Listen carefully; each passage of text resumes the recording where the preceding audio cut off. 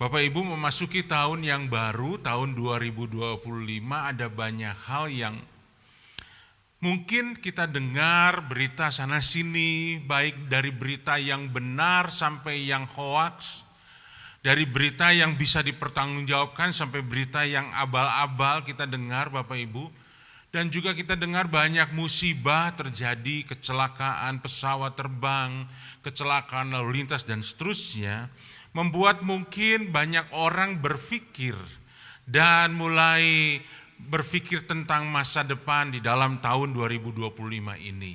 Ada beberapa yang mungkin mulai gelisah dan mulai bertanya-tanya apa yang akan saya hadapi di tahun yang baru ini. Bapak Ibu, ketika saya merenungkan bersama dengan Tuhan, saya dapatkan sesuatu Bapak Ibu, bahwa ini yang saya dapatkan Bapak Ibu, bahwa gereja Tuhan sedang dibawa Tuhan ke sebuah pengalaman yang baru.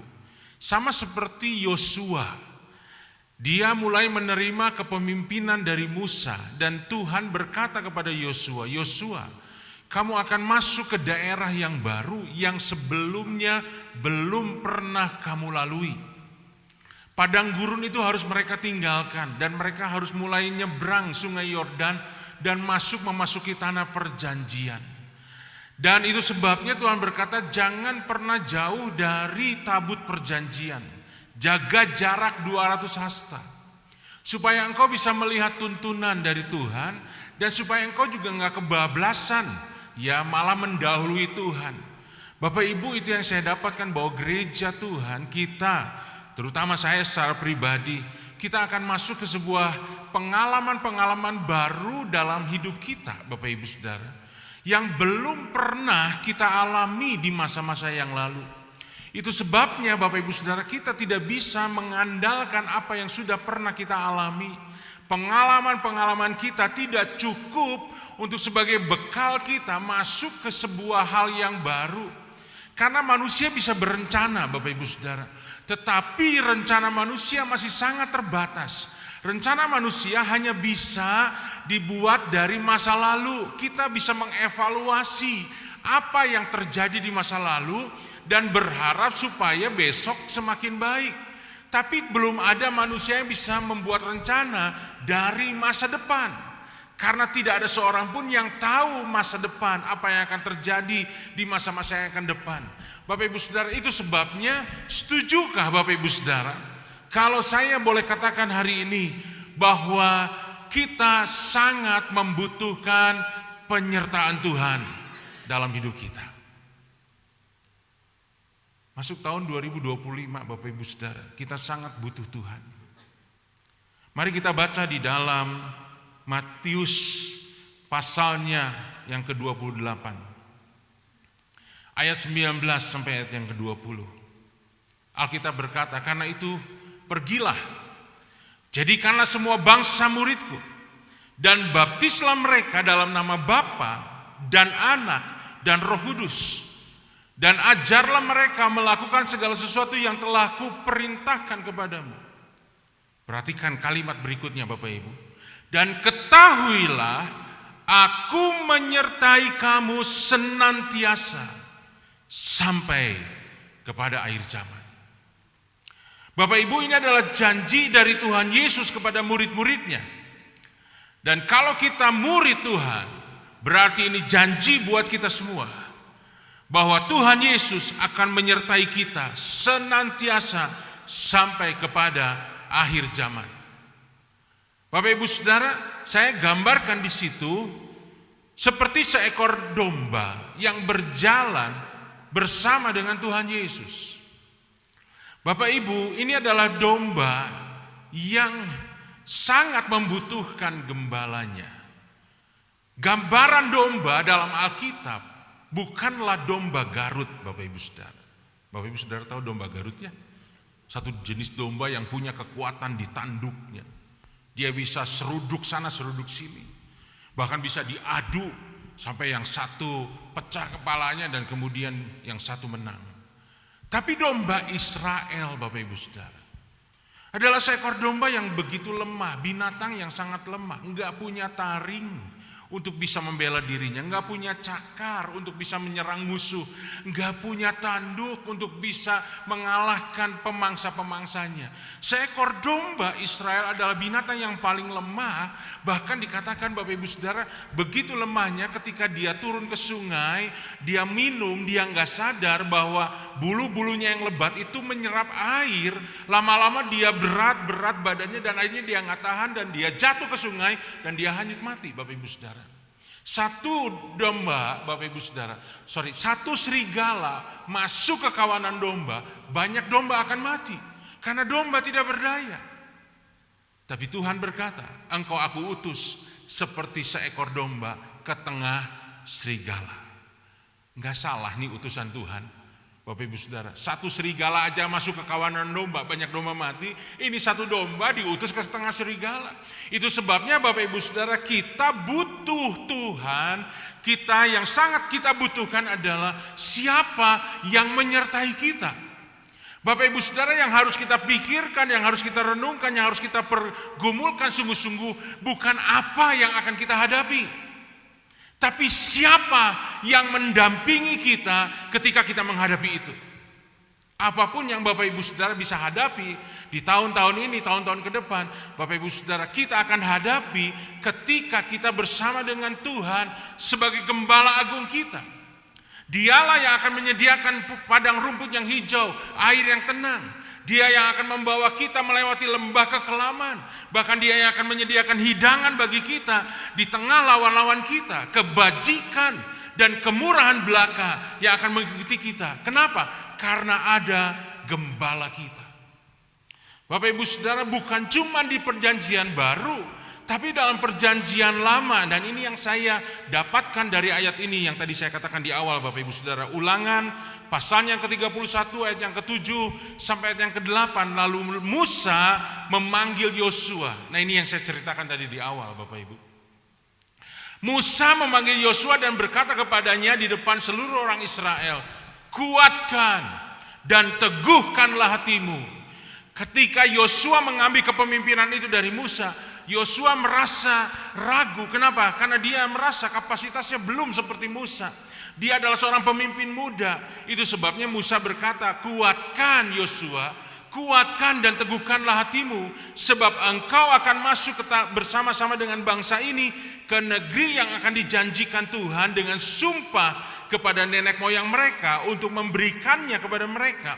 Dan engkau akan memimpin mereka sampai mereka memilikinya. Nah, ini alasannya kenapa Musa berkata bahwa Yosua harus kuat dan teguh, sebab Tuhan. Lihat Bapak Ibu Saudara, Yosua bisa kuat dan teguh bukan karena dia pintar, bukan karena dia berhikmat, bukan karena dia punya kapasitas yang besar, tapi karena apa? Karena Tuhan, dia sendiri yang akan berjalan di depanmu. Dia tidak akan membiarkan engkau dan tidak akan meninggalkan engkau. Itu sebabnya jangan takut dan jangan patah hati. Maksudnya jangan menyerah, jangan mundur. Kenapa? Karena yang menyertai engkau adalah Tuhan Allah yang besar. Bapak Ibu Saudara, inilah yang Tuhan berikan di tahun 2025 ini.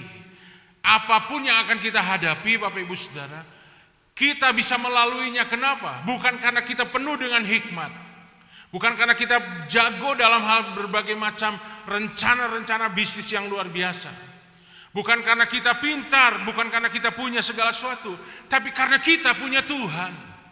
Karena Tuhan sendiri yang akan berjalan menyertai kita melewati semuanya itu. Bapak Ibu Saudara, kenyataannya adalah tidak semua orang Kristen akan disertai Tuhan. Nah, ini yang harus kita perhatikan. Di slide berikutnya saya tampilkan dua ayat ini kembali, Bapak Ibu Saudara. Mari lihat.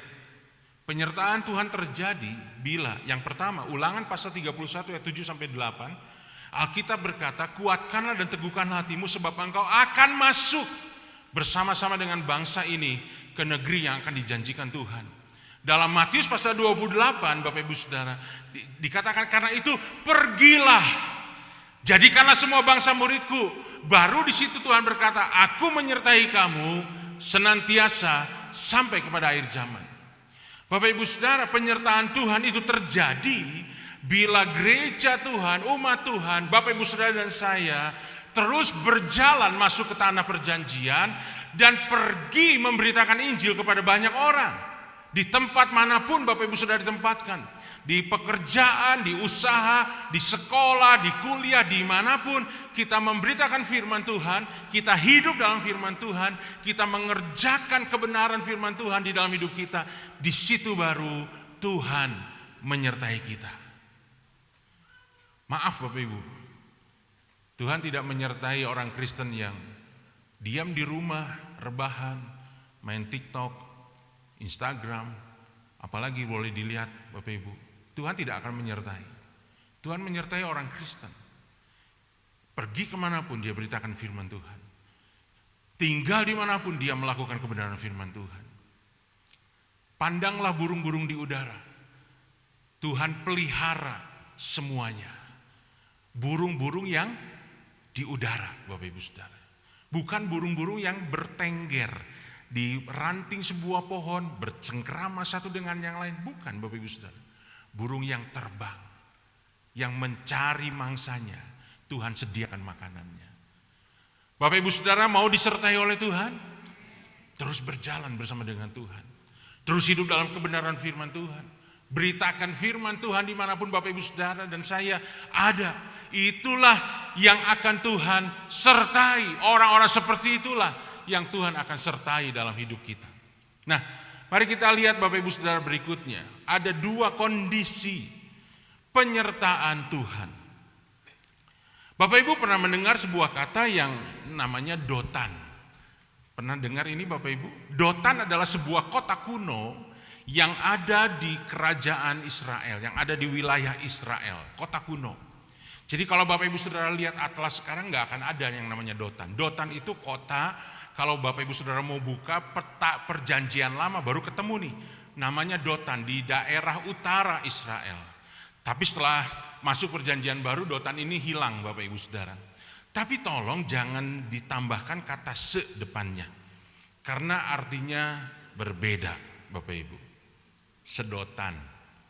Bukan satu dotan Bapak Ibu Saudara tahu ya. Nah, mari kita lihat Bapak Ibu Saudara, Alkitab mencatat ada dua peristiwa penyertaan Tuhan kepada dua hamba Tuhan yang ada di Dotan Bapak Ibu Saudara. Mari kita lihat yang pertama, 2 Raja-Raja. Pasalnya yang ke-6 ayat 13 sampai ayat yang ke-18. Alkitab berkata, berkatalah raja, pergilah melihat di mana dia supaya aku menyuruh orang menangkap dia. Lalu diberitahukanlah kepadanya, dia ada di Dotan. Nah ini muncul kata Dotan Bapak Ibu Saudara. Ketika pelayan abdi Allah bangun pagi-pagi dan pergi keluar, maka tampaklah suatu tentara dengan kuda dan kereta ada di sekeliling kota itu. Bapak Ibu, ini adalah sebuah kisah di mana Raja Israel berperang melawan Raja Aram. Kerajaan Israel melawan kerajaan Aram. Dan satu kali Raja Aram punya strategi perang yang menurut dia luar biasa. Ini strategi yang akan bisa mengalahkan Raja Israel. Jadi dia mulai atur pasukannya dan mulai menjalankan strategi ini. Ketika mereka mulai berperang Bapak Ibu Saudara, apa yang terjadi? Ternyata Raja Israel sudah tahu strategi dari Raja Aram. Dan dia juga sudah buat strategi yang lebih baik lagi. Dan apa yang terjadi? Pasukan Aram kalah total Bapak Ibu Saudara. Ketika Raja Aram melihat ini, Bapak Ibu Saudara, dia marah, dia berpikir bahwa ada pengkhianat di antara orang-orang yang di sekitarnya. Dia panggil semua pemimpin-pemimpin berkata, kalian semua coba jujur. Siapa di antara kalian yang jadi pengkhianat? Jadi double agent gitu loh. Yang membocorkan rahasia strategi perang kita. Bapak Ibu Saudara, nggak ada yang berani bicara. Tiba-tiba ada seorang yang berkata, Raja, tidak ada seorang pun di antara kita yang berkhianat. Tapi kenapa Israel bisa tahu rencana strategi perang dari kita? Karena di Israel ada seorang nabi yang namanya Elisa. Yang dia bisa tahu apa yang dikatakan raja di tempat tidur. Artinya pembicaraan yang sangat rahasia pun Elisa bisa tahu. Raja Aram berkata, oh gitu, di mana dia? Cari supaya kita bisa tangkap. Dikirimlah intelijen Bapak Ibu Saudara. Dan kemudian didapati bahwa Elisa tinggal di Dotan. Dan dikirimkan pasukan banyak pasukan untuk menangkap Elisa Bapak Ibu Saudara. Karena ini bahaya besar. Kalau Elisa ada terus di situ, kalah terus Bapak Ibu Saudara. Nah, pagi itu si hamba, si bujang dari Elisa ini seperti biasa mungkin mau bersihkan pekarangan luar. Dia buka pintu, dia pergi keluar dan dia kaget. Karena ternyata banyak pasukan Raja Aram sudah siap untuk menangkap. Dia tutup pintu lagi, dia ketakutan. Dan dia panggil tuannya. Slide berikutnya Bapak Ibu Saudara, mari kita lihat. Lalu berkatalah bujangnya itu kepada Elisa, celaka tuanku, celaka. Apa yang bisa kita perbuat? Elisa dengan tenang berkata, jangan takut. Tenang bujang, tenang. Sebab lebih banyak yang menyertai kita daripada yang menyertai mereka. Coba bayangkan Bapak Ibu Saudara, kalau kita jadi si bujangnya, kita akan memandang Elisa dan kita berpikir, ini orang sudah tua, udah mulai pikun nih. Kita cuman berdua, Elisa. Cuman ada engkau satu dan aku satu, cuman berdua. Mana banyak, nggak ada siapa-siapa di sini. Dan kemudian Elisa berkata, sudah tenang saja. Lalu dia berdoa, Tuhan bukakan mata daripada bujang ini. Ketika matanya terbuka, Bapak Ibu Saudara, Alkitab berkata, tampaklah gunung itu penuh dengan kuda kereta berapi di sekeliling Elisa. Dan bujangnya berkata, wah, ternyata ada malaikat-malaikat Tuhan dengan kuda dan kereta berapi melindungi Elisa. Dan kemudian Elisa seorang diri keluar Bapak Ibu Saudara dan dia berdoa, sekarang Tuhan butakan semua mata orang-orang ini. Seketika itu juga Bapak Ibu Saudara, pasukan Raja Aram semuanya buta total Bapak Ibu Saudara. Mereka nggak bisa lihat lagi, mereka merayap-rayap dan tidak punya kekuatan lagi.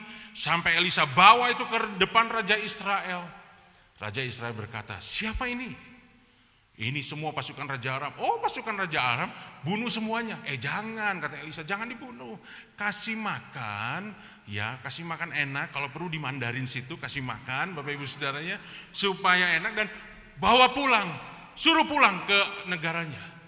Dan itu dilakukan Bapak Ibu Saudara. Alkitab mencatat, sejak hari itu Aram tidak lagi pernah mengganggu Israel. Kenapa? Karena Aram takut di Israel ada Elisa yang luar biasa. Bapak Ibu Saudara bayangkan, penyertaan Tuhan luar biasa. Malaikat Tuhan berkeliling di sekitar Elisa. Elisa berdoa, doanya dijawab oleh Tuhan, padahal itu bukan doa yang mudah. Membutakan mata itu bukan sesuatu yang mudah. Dan Elisa bisa membuat Israel mengalami kemenangan tanpa perlu peperangan lagi. Bapak Ibu, maukah Bapak Ibu disertai Tuhan seperti Tuhan menyertai Elisa? Saya percaya Bapak Ibu Saudara pasti mau. Jangankan Bapak Ibu, saya juga mau Bapak Ibu Saudara. Dan Alkitab berkata bahwa malaikat Tuhan berkemah di sekeliling kita. Jadi Bapak Ibu Saudara, kalau Bapak Ibu ibadah di tempat ini, itu di depan sana malaikat lagi berkemah Bapak Ibu Saudara. Nanti Bapak Ibu pulang, pergi dulu mungkin ke Jogja situ Bapak Ibu, malaikat bongkar kemah aja dan mereka berkemah lagi di Jogja Bapak Ibu. Ya artinya bukan begitu ya, masa bikin tenda lagi nih. Maksudnya malaikat itu berkeliling di sekeliling kita. Dan Tuhan menyertai kita dan doa kita dijawab. Percayakah Tuhan sanggup melakukan itu Bapak Ibu? Karena Tuhan kita adalah Tuhan yang besar, Dia sama dulu sekarang sampai selama-lamanya. Mungkin pebisnis mungkin berkata, aduh luar biasa ya doa seperti itu, dan mulai berdoa, Tuhan butakan pebisnis-pebisnis yang lain supaya tidak melihat peluang bisnis ini, dan saya sendiri yang akan mengerjakannya. Berkatnya besar. Mau Bapak Ibu Saudara? Pasti maulah para pebisnis, betul nggak?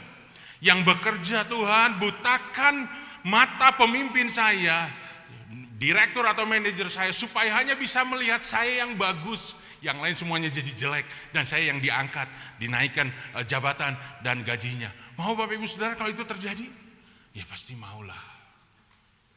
Ibu-ibu mungkin berkata, butakan mata suami saya dari perempuan-perempuan yang lain.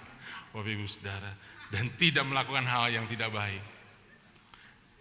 Dan itu terjadi. Doa kita dijawab sama Tuhan. Doa kita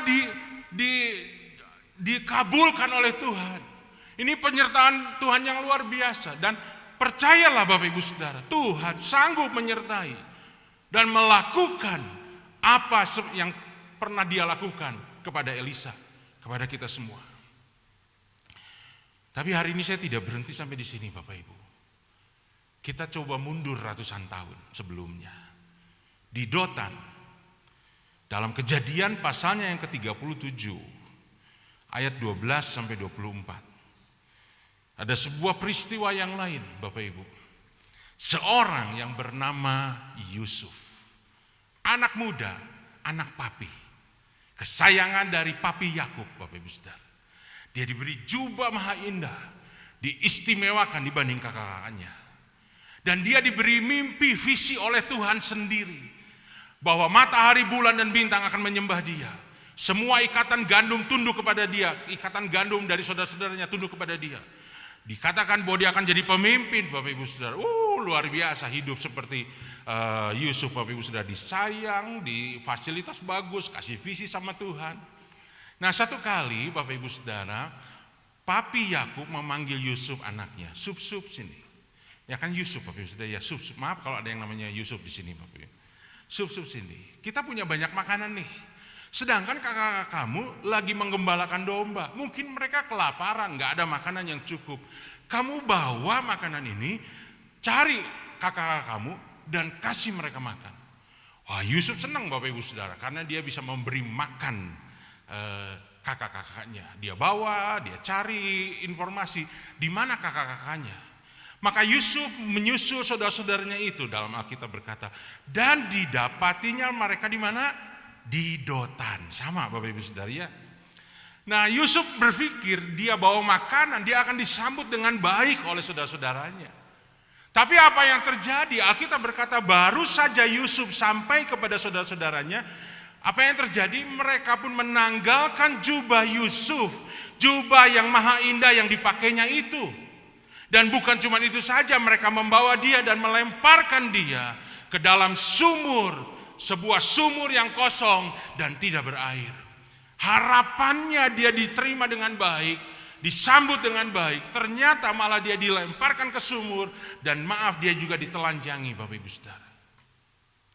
Di Dotan, Yusuf tidak seperti Elisa yang disertai oleh Tuhan dengan cara yang luar biasa.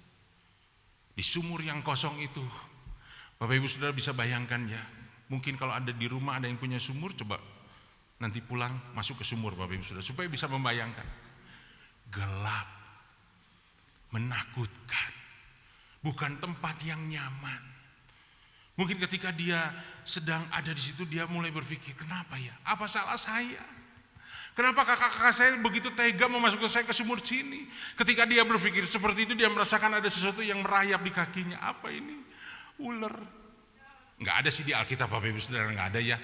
Bapak Ibu nggak usah cari di Alkitab. Ini bayangan saya, imajinasi saya. Tapi mungkin nggak Bapak Ibu Saudara, di sumur kering ada ular? Mungkin. Ular, dan Bapak Ibu Saudara tahu ular Pak Timur Tengah adalah ular yang cukup berbisa, ular derik namanya. Belum lagi ada yang merayap di sebelah kirinya dan dia pegang. Ini kayaknya kalah jengking. Bapak Ibu Saudara mau seperti itu? Ini sebuah keadaan yang menakutkan, dan ketika hari mulai gelap, matahari mulai terbenam, sumur itu semakin gelap dan dia semakin ketakutan di situ Bapak Ibu Saudara. Saya bayangkan dia mungkin berteriak, Allahku, Yehova tolong aku. Tapi nggak ada jawaban dari apa-apa dari sorga. Nggak ada tuh malaikat berapi yang kemudian datang untuk membawa dia keluar. Nggak ada Bapak Ibu Saudara. Seolah-olah surga diam. Seolah-olah surga tidak peduli. Dan dia mulai berpikir, ada bapaknya, ada papanya. Dia berkata, Papa Yakub, sambil mungkin nangis. Namanya juga anak manja Bapak Ibu Saudara, anak papi. Papa Yakub, tolong saya. Bapaknya terlalu jauh. Gak bisa tolong dia. Dan dia malam itu dia lalui dengan ketakutan luar biasa. Besok paginya ketika matahari mulai terbit, ada sebuah sinar yang masuk. Dia melihat ada sebuah tali yang turun, Bapak Ibu Saudara. Dan dia pikir ini tali pertolongan dia. Dia keluar lewat tali itu. Ternyata ketika sudah ada di atas, itu bukan pertolongan. Dia justru dijebloskan ke sumur yang lebih dalam lagi. Namanya sumur perbudakan. Di mana dia dijual oleh kakak-kakaknya.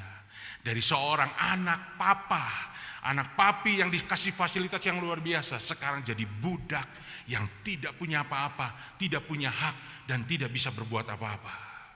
Bapak Ibu, terjadinya di mana? Di Dotan. Sekarang saya mau tanya, maukah Bapak Ibu mengalami penyertaan Tuhan seperti Yusuf ini? Pasti semua nolak. Jujur saya juga nolak, Bapak Ibu Saudara. Kita mungkin lebih memilih yang Elisa, betul nggak? Tapi Bapak Ibu Saudara, mari kita teruskan. Kadang Bapak Ibu Saudara, Tuhan mengizinkan kita melewati Dotan tidak seperti Elisa. Kadang Bapak Ibu Saudara, Tuhan mengizinkan kita melewati Dotan itu seperti Yusuf. Di mana mungkin Bapak Ibu Saudara dan saya dengar dari khotbah, dari pembacaan firman Tuhan bahwa Tuhan menyertai. Tapi mungkin kita bertanya seperti Yusuf. Yusuf mungkin bertanya, di mana Tuhan? Di mana Tuhan? Kok saya ada di sumur yang gelap seperti ini? Mungkin Bapak Ibu Saudara juga bertanya, di mana Tuhan? Kok hidup saya gelap? Kok keuangan saya gelap? Bisnis saya jadi gelap, pekerjaan keluarga saya jadi gelap. Ada sesuatu yang gak bisa kita kuasai. Rasanya ini menakutkan. Belum lagi mungkin ada ular, ada kalajengking, ada orang-orang yang melakukan sesuatu yang tidak baik sama seperti kakak-kakaknya kepada dirinya, Bapak Ibu Saudara. Mungkin kita bertanya, di mana Tuhan? Ketika Bapak Ibu Saudara masuk tahun 2025 dan ternyata mungkin Tuhan izinkan Bapak Ibu mengalami pergumulan, mengalami masalah, mengalami segala sesuatu. Mungkin Bapak Ibu Saudara kita berkata, di mana Tuhan? Itu sesuatu hal yang reaksi yang keluar dari kita sebagai manusia biasa. Tapi Bapak Ibu Saudara, mari kita lihat berikutnya. Dalam Kejadian pasal 39 ayat yang kedua. Inilah kebenaran firman Tuhan. Realitanya Yusuf ada di Dotan, di sebuah sumur yang menakutkan. Tapi kebenaran berkata, Tuhan menyertai Yusuf. Sehingga ia menjadi seorang yang selalu berhasil di dalam pekerjaannya. Di Dotan, Bapak Ibu Saudara, memang realitanya gelap dan menakutkan. Ada binatang-binatang yang mungkin bisa melukai dia. Tetapi Bapak Ibu Saudara, Alkitab berkata Tuhan tetap menyertai Yusuf. Buktinya apa? Nggak ada ular yang menggigit dia. Kalau nggak mati dia di situ, Bapak Ibu. Nggak ada kalajengking yang menyengat dia. Kalau nggak dia mati di situ. Begitu diangkat sama kakak-kakaknya, dia sudah mati, Bapak Ibu Saudara, karena digigit ular dan tidak ada pertolongan. Tapi Yusuf tetap sehat ketika dia keluar. Ketika dia jadi budak, dia justru jadi budak yang sehat dan kuat dan dipercaya oleh atasannya. Ketika dia jadi narapidana, ternyata dia jadi narapidana terbaik dan dia dipercayakan sebagai pemimpin dalam penjara itu. Kenapa? Karena Tuhan menyertai Yusuf. Bapak Ibu, mungkin menghadapi sumur yang gelap, mungkin menghadapi perbudakan, mungkin menghadapi narapidana. Itu sesuatu yang dihadapi oleh Yusuf. Tapi yang penting adalah Tuhan menyertai Yusuf. Sampai satu kali dia ada di sebuah posisi, duduk di sebuah singgasana, tahta di istana Firaun. Dan dia bisa berkata kepada kakak-kakaknya yang mengkhianati dia, memang kamu telah mereka-rekakan yang jahat terhadap aku. Tetapi Allah telah mereka-rekakannya yang untuk kebaikan. Dengan maksud melakukan seperti yang terjadi sekarang ini, yakni memelihara hidup suatu bangsa yang besar. Mati di sini Bapak Ibu Saudara, jadi saya baca dari sini. Dalam terjemahan bahasa Indonesia sehari-hari, Bapak Ibu Saudara, kalian telah bermufakat untuk berbuat jahat kepada saya. Tetapi Allah mengubah kejahatan itu, rencana yang jahat itu, Tuhan ubah menjadi kebaikan, supaya dengan yang terjadi dahulu itu banyak orang yang hidup sekarang dapat diselamatkan. Yusuf sampai ke sebuah titik di mana dia bisa melihat bahwa memang dia harus melalui Dotan itu. Dia harus melalui sumur itu supaya sekarang banyak orang diselamatkan melalui kehidupannya. Tuhan sanggup Bapak Ibu Saudara mengubah hal yang jahat jadi baik. Dan itu adalah pekerjaan Tuhan, bukan pekerjaan manusia. Bapak Ibu Saudara, mungkin hari ini kita mengalami yang namanya Dotan seperti Yusuf. Kita mengalami pergumulan dan kita bertanya, Tuhan di mana Engkau? Kita mungkin minta pertolongan dari seseorang, gak bisa dapatkan juga. Bapak Ibu Saudara mungkin datang ke gereja dan mengharapkan ada pertolongan dari gereja, tapi tidak ada juga karena memang itu kita sedang ada dalam sumur. Jangan marah, jangan menyalahkan siapa-siapa Bapak Ibu Saudara. Tapi tetap percaya Tuhan menyertai kita. Karena kita tahu bahwa satu kali kita akan juga berdiri dan berkata, kita tahu sekarang Allahku sanggup mengatur segala sesuatu, mendatangkan kebaikan bagiku, bagi orang yang mengasihi Dia. Percayakah itu Bapak Ibu? Bapak Ibu, ketika saya berdoa untuk papa saya tidak kenal Tuhan Bapak Ibu Saudara, penyembah berhala. Saya berdoa, kami berdoa supaya papa diselamatkan, supaya papa bertobat. Tapi apa yang terjadi? Papa semakin keras Bapak Ibu. Bahkan Alkitab pernah dibanting di depan saya. Bapak Ibu Saudara, kita berdoa terus. Nah, ketika kita berdoa untuk keselamatan papa, karena mama sudah bertobat tinggal papa. Tiba-tiba Bapak Ibu Saudara ada seorang pegawai papa yang merancangkan hal yang jahat. Dia tulis kwitansi, dia tulis bond. Ada barang yang datang dengan pembayaran sekian. Tapi barang itu enggak ada Bapak Ibu Saudara. Papa harus bayar tanpa dapatkan barang. Sampai akhirnya hampir bangkrut perusahaan papa dan hampir disita oleh bank. Bapak Ibu Saudara, saya bertanya-tanya pada waktu itu, Tuhan, kami berdoa untuk keselamatan papa. Tapi kenapa ini semua bisa terjadi? Kok ada orang yang bisa merekakan hal yang jahat sampai akhirnya terjadi seperti ini? Dan Bapak Ibu Saudara, perusahaan papa waktu itu harus dilepas yang besar. Dan ketika itu terjadi Bapak Ibu, tiba-tiba papa mulai membuka hatinya buat Tuhan. Dan bertanya kepada saya, ajak papa ke gereja. Dan kemudian kami mengajak ke gereja Bapak Ibu Saudara, sampai dia menemukan sebuah gereja yang cocok. Dan kemudian dia berjemaat di situ. Dan kemudian dia melayani situ sampai masa tuanya. Karena faktor kesehatan jadi mundur Bapak Ibu Saudara untuk istirahat, dan sampai meninggalnya 7 tahun yang lalu papa meninggal di dalam iman, percaya kepada Tuhan. Bapak Ibu, dulu saya berpikir kenapa Tuhan tempatkan seperti itu. Tapi sekarang Bapak Ibu Saudara saya bisa berkata, kalau manusia bisa mereka-reka yang jahat, Tuhan bisa mengubahnya menjadi kebaikan. Sejak hari itu Bapak Ibu Saudara, ketika papa bertobat, semua berkat dari Gunung Kawi, penyembahan berhala habis Bapak Ibu Saudara. Dan Tuhan ubah, Tuhan ganti dengan berkat dari sorga. Dan yang lebih utama adalah keselamatan papa itu terjadi. Bapak Ibu Saudara, hari ini mungkin kita seperti Yusuf di Dotan. Jangan menyerah, kuatkan dan teguhkan hatimu. Kenapa? Realita mungkin kita gak bisa melihat tangan Tuhan. Mungkin bahkan iman kita sendiri juga agak sulit melihat tangan Tuhan. Tapi percayalah tetap kebenaran ini. Tuhan menyertai kita senantiasa seperti Dia menyertai Yusuf. Dan kita akan melihat pekerjaan Tuhan yang besar dalam hidup kita. Yang setuju dan percaya katakan amin. Mari kita berdoa di hadapan Tuhan. Haleluya.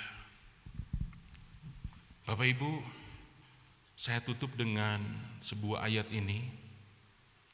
Amsal 3 ayat 5-6. Firman Tuhan berkata, percayalah kepada Tuhan dengan segenap hatimu, dan jangan bersandar kepada pengertianmu sendiri. Mungkin Bapak Ibu mengalami sumur seperti itu, tapi jangan bersandar pada pengertian kita sendiri. Tetap percaya kepada Tuhan. Dan saya gambarkan ketika seperti ini Bapak Ibu, maka saya gambarkan bahwa domba itu tidak lagi berjalan bersama dengan Tuhan. Tapi gembala itu Bapak Ibu Saudara mengangkat domba itu dan menaruh di atas pundaknya.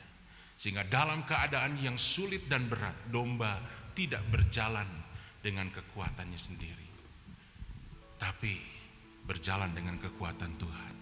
Di saat yang sulit Bapak Ibu, Tuhan akan mengangkat kita dan kita akan berjalan bukan dengan kekuatan kaki kita, tapi dengan kekuatan dari Gembala Agung kita, Tuhan Yesus. Terima kasih. Mari kita masuk menyembah Tuhan.